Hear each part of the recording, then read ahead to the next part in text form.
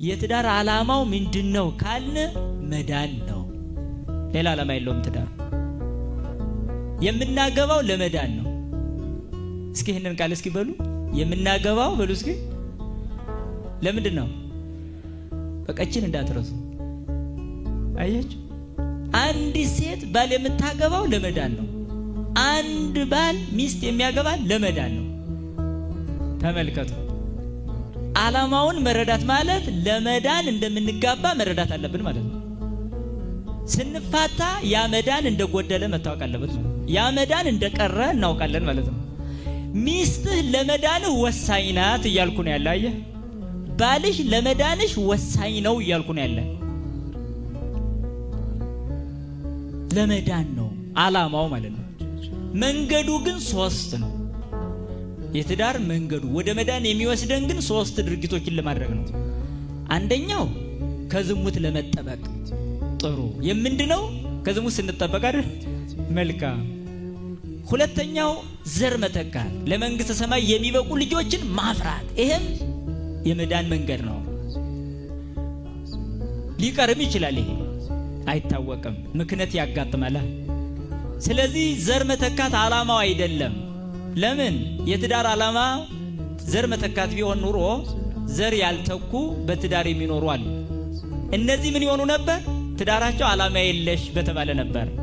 ስለዚህ ግን መዳን ስለሆነ ልጅ ባይወልዱም ይድናሉ ማለት ነው። አለመውለዳቸው የኃጢአት ምክንያት አይደለም። ልጅ አለመውለዳቸው አያስኮንናቸውም ማለት ነው። ትዳርን እስከዚህ ነው ከፍ ብላችሁ መረዳት ያለባቸው። ብዙዎች ትዳራቸውን የሚፈቱት ልጅ ባለማግኘታቸው ጭምር ስለሆነ ማለት ነው።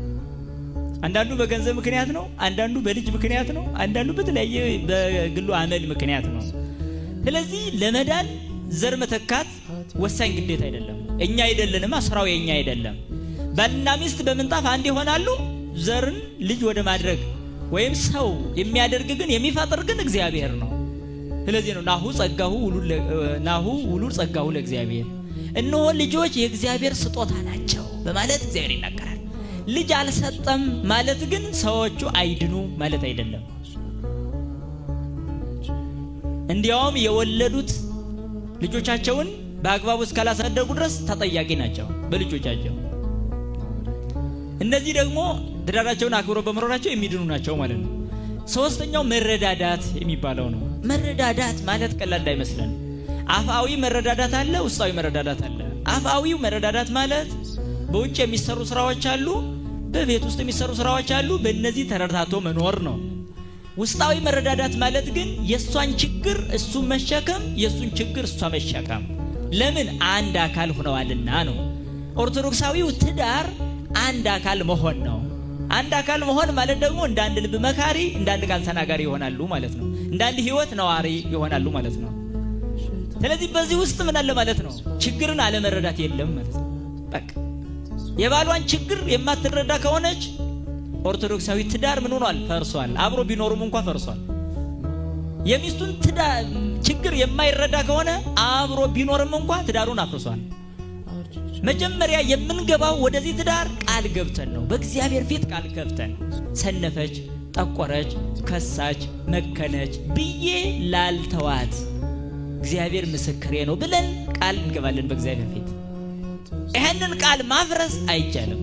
10 አመሏ ጠባይዋ ቢቀየርም እንኳን ወደ እግዚአብሔር እንጮሃለን አመሏ እስኪስተካከል።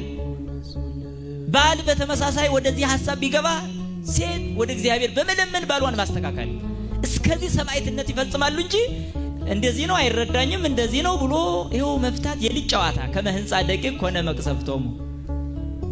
ህይወታቸው እንደ ህፃናት ቤት፣ ህፃናት ሲሰሩ ይውላሉ፣ ማታ ወደ ቤታቸው አፍርሰው ይሄዳሉ። እንደዚህ አይነት ትዳር መሆን የለበትም። በደንብ ልንገሰጽ የሚገባው ነገር ቢኖር ትዳር ላይ ነው። አሁን እንዲያው ትልቁ ቤተክርስቲያናችንን የሚሸከመው የሚጥለው ይሄ ትዳር ነው ከተቋምነቱ የተነሳ። ስለዚህ የትዳር ዓላማውን መረዳት መዳን ነው ብሎ መረዳት መቻል አለበት። ይሄንን አሁን እንያዝና ሌላ ምሳሌ ልስጣችሁ።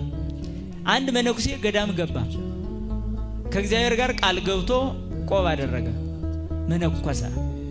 ያን ቆብ ጥሎ ወደ ዓለም ቢመጣ ምን ይሰማቸዋል? እስኪ ይሄን ሰው ብታገኙ ምን ትላላችሁ? እጭ እዚህ ዝም ብሎ ዓለም ላይ አይኖርም ነበር? ዝም ብሎ አሁን እንደ ቆብጥሎ ሊመጣ ብሎ የማይፈርድ ከናንተ ማን ነው? ኧረ እንላለን። በጣም ጥሩ ላሳያችሁ። እሱ ቃል ገብቶ ቃሉን አፍርሶ በመምጣቱ ፈረድንበት። እሺ ሚስት ያገባውስ ያዕቆብ እንዳደረገ ለመዳን እንዳሰበ ያገባው ለመዳን አልነበር? አዎ ቃሉን ማፍረሱ እኮ ያው ነው። ምን ለየው? ቃል ማፍረስ ነው፣ ቃል ማፍረስ ነው። መንኩሶ ቆብ መጣልና አግብቶ መፍታት አንድ ናቸው። መለየት ይቻላል? አይቻልም። ሁለቱም ቃል ነው ያፈረሱት፣ ሁለቱም ማለት ነው። ስለዚህ ኦርቶዶክሳዊ ትዳር ዓላማን በመረዳት መመራት አለበት ማለት ነው። ዓላማውን የተረዱ ሰዎች ደግሞ ምን ይኖራቸዋል ማለት ነው? ነገሮችን ኃላፊ ይሆናሉ። ነገርን ማለፍ። በትዳር ላይ የሚከሰቱ ፈተናዎች አሉ። አንዳንዶቹ አፍአውያን ናቸው፣ አንዳንዶቹ ደግሞ ውስጣውያን ናቸው። አፍአዊ የምንለው ፈተና ከማህበረሰቡ፣ ከጎረቤት፣ ከልጅ፣ ከዘመድ፣ ከአዝማድ የሚመጣ ፈተና ነው። ይሄንን ማለፍ መሰናክሉን ዓላማውን ስለተረዳው ምን አድርግ አልፋለሁ። ስለዚህ ሶስተኛ ጣልቃ ገብን ነገር አለመቀበል። እነሱ የሚያመጡትን ትዳር እንድንፈታ የሚገፋፉትን ለኛ ያሰቡ የሚመስሉ ሰዎች የሚያመጡትን አንቀበልም ማለት ነው። ለምን? ዓላማውን ስለተረዳው። ስለዚህ ከሶስተኛ ጣልቃ ገብ አካል የሚመጣን ሐሳብ ትዳራችን የሚጠቅም ምክር ከሆነ ልንቀበል እንችል ይሆናል። ከዛ ውጭ ግን እንድንፋታ፣ እንድንለያይ፣ ሚስት ባልዋን እንድታማው፣ እንድትጸየፈው የሚያደርግ ባል ሚስቱን እንዲያማት፣ እንዲጸየፋት የሚያደርግ ሐሳብ አንቀበልም። ይሄን ልብ ማለት ያስፈልጋል። ለሚስቱ ከሱ በላይ የሚቀርብ ሌላ አዛኝ የለም። ለባሏ ከሷ በላይ የሚቀርብ ሌላ አዛኝ የላትም። እናት አባቱም ሊሆኑ ይችላሉ። እናት አባት ራሱ በትዳር ውስጥ ጣልቃ ገብተው ሊያፈርሱ አይችሉም። ለምን? ከአባቷ በላይ ባልዋ ለሷ የከበረ የተወደደ አንድ ከሷ አካሏ ጋር የሆነ የሷ አካል ነው።